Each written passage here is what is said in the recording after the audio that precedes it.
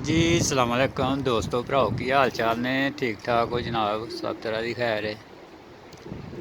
लो जनाब शौक करो जरा परिंदियां दा गप शप की तैयारी भी करने ते मौसम भी खराब ही है लेकिन फिर तो कराइए अल्लाह खैर करे।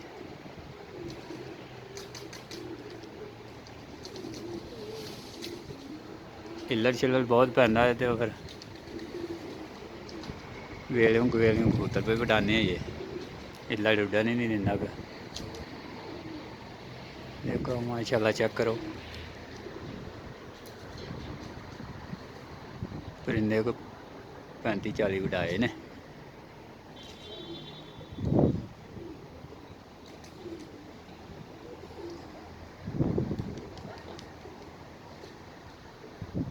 मौसम भी खराब है बड़ा बारिश बुरिश माड़ी माड़ी लाती है भी।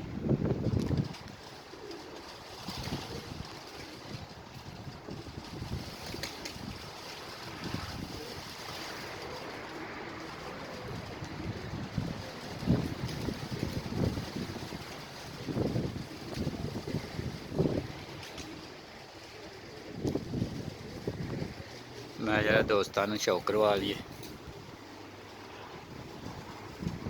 भट्टी विजन क्लब रमाल जट्टा जी सियालकोट।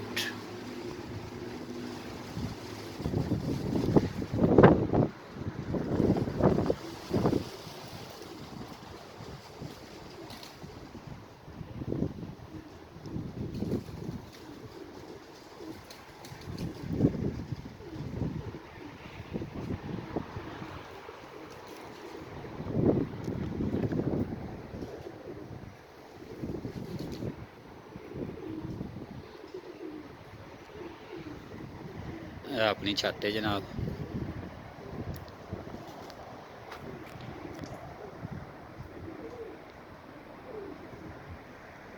शाहद पट्टी माल जट्टा।